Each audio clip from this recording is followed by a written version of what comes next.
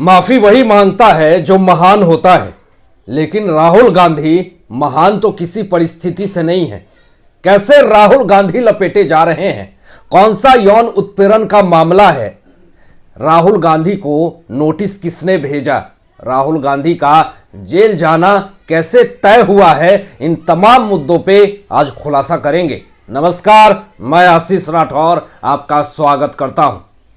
कहते हैं कि इंसान का जब बुरा वक्त आता है तो दिमाग ठिकाने पे नहीं रहता है। शायद इसलिए राहुल गांधी कुछ भी बयान दे रहे हैं, जो मन में आ रहा उजुल फुजुल बातें बोल रहे हैं। अपनी निर्लज्जता का निशानी कब तक देंगे राहुल गांधी जी? आप अपनी वाणी पे लगाम लगाइए। इस तरह की हरकत रही तो कांग्रेस का अस्तित्व पूरी तरीके से खत्म हो जाएगा। आप कुछ नहीं कर पाएंगे। फिर ब्रिटेन में भारतीय लोकतंत्र को लेकर दिए गए बयान को लेकर के विवाद के बीच राहुल गांधी के सामने नया मसला आ गया है। अब दिल्ली पुलिस ने राहुल गांधी को नोटिस जारी किया है। अब मामला क्या है दोस्तों, बताते हैं। नोटिस में कांग्रेस नेता से जम्मू कश्मीर में उन महिलाओं की जानकारी मांगी गई है जिनके यौन उत्पीड़न की बात कही गई थी। पूरा मामला क्या है आपको समझाते हैं। इस मामले में राहुल गांधी की गिरफ्तारी भी हो सकती है। अब दोस्तों, यहां पे दिल्ली पुलिस ने कांग्रेस सांसद राहुल गांधी को नोटिस जारी किया है। दिल्ली पुलिस के नोटिस में उन पीड़ितों के बारे में जानकारी मांगी गई है जिनके यौन उत्पीड़न की बात कही गई थी। अब दिल्ली पुलिस का कहना है कि पुलिस ने सोशल मीडिया पोस्ट का संज्ञान लिया है। इसके साथ ही राहुल गांधी को प्रश्नों की एक लिस्ट भी भेजी गई है। अब उस लिस्ट में बहुत सारे ऐसे प्रश्न हैं जिसका जवाब राहुल गांधी के पास नहीं है। अब राहुल गांधी ने भारत जोड़ो यात्रा के दौरान श्रीनगर में एक बयान दिया था। राहुल गांधी ने कहा था कि एक लड़की उनसे कहा था कि उसके साथ बलात्कार हुआ है। इस पर राहुल गांधी ने उससे पूछा कि क्या हमें पुलिस बुलानी चाहिए? उसने कहा कि पुलिस को मत बुलाओ, मुझे शर्म आएगी। ऐसे ही एक वाक्यों में उन्होंने कहा कि वह दो महिलाओं से मिले जिन्होंने उन्हें बताया कि उनके साथ गैंगरेप हुआ था। राहुल गांधी ने कहा कि उन्होंने उनसे पुलिस को घटना की रिपोर्ट करने के लिए कहा था, लेकिन वे शर्म की बात सोच करके हिचक रही थीं। उन्होंने कहा कि अगर वे पुलिस के पास जाएंगी तो उनकी शादी नहीं होगी। अब कांग्रेस नेता ने कहा था कि वे सिर्फ अपने भाई राहुल गांधी पर विश्वास करना चाहती हैं। जब राहुल गांधी ने पूछा कि क्या वह उनके लिए कुछ कर सकते हैं तो उन्होंने कहा कि वह कुछ नहीं कर सकते हैं। फिर राहुल गांधी जी, आपने उस लड़की को वहीं छोड़ दिया। उसने आपको भाई बोला था। आप भारत जोड़ो यात्रा पर थे। आप उस पीड़ित की मदद कर सकते थे, लेकिन आपने किया। आपके ऊपर तो कार्रवाई होगी। राहुल गांधी को दिल्ली पुलिस का नोटिस ऐसे समय आया है जब राहुल गांधी विदेश में भारतीय लोकतंत्र को लेकर दिए गए अपने बयान को लेकर विवादों में है। विदेश से लौटने के बाद बीजेपी ने राहुल गांधी पर चौतरफा हमला बोला है। बीजेपी अभी भी कैम्ब्रिज यूनिवर्सिटी में दिए गए भाषण को लेकर माफी मांगने की मांग पर अड़ी हुई है। अब विदेश से लौटने के बाद राहुल गांधी ने गुरुवार को प्रेस कॉन्फ्रेंस भी की।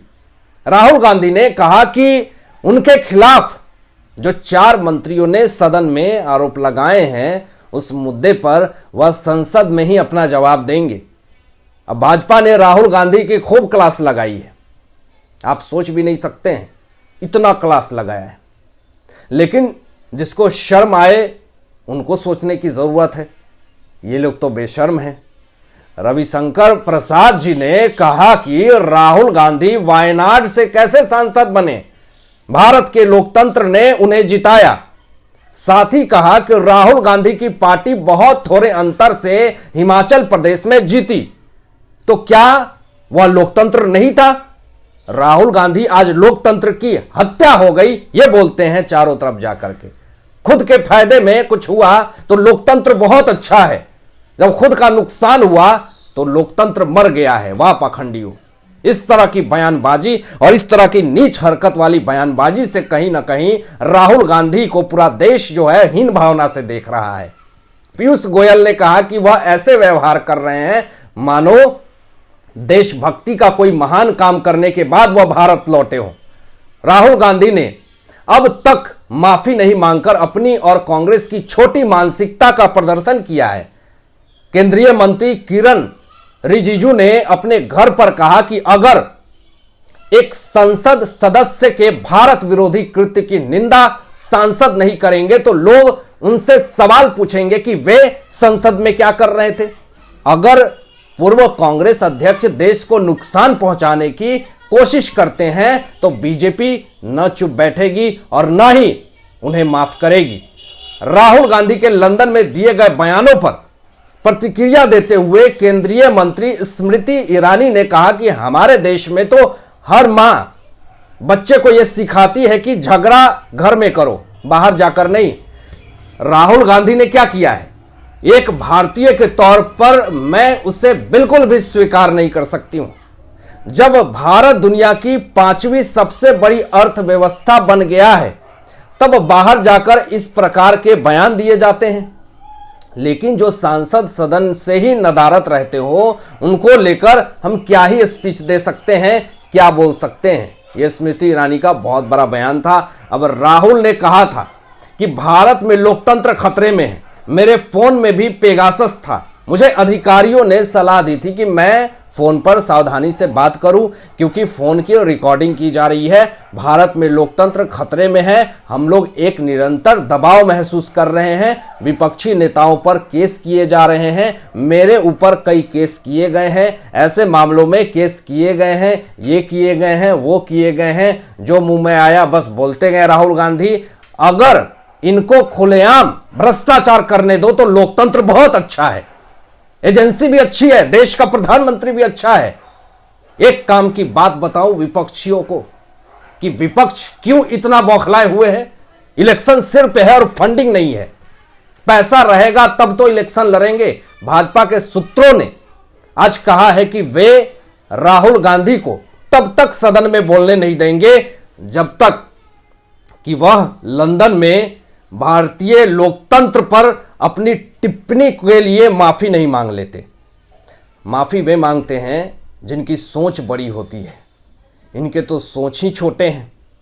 और मुझे तो लगता है कि मीडिया पब्लिसिटी को लेकर के इनकी पीआर जो है, उनका सिर जो है वो चकरा गया है। इनके पीआर ने सोचा होगा कि ये कंट्रोवर्सी क्रिएट करते हैं, सीधा लोकतंत्र पे ही अटैक कर देते हैं, लेकिन राहुल गांधी पीआर के चक्कर में लोकतंत्र को ही अटैक कर दिए, लोकतंत्र को खतरे में बता दिए विदेश में बैठ करके, विदेश की धरती पे बैठ करके।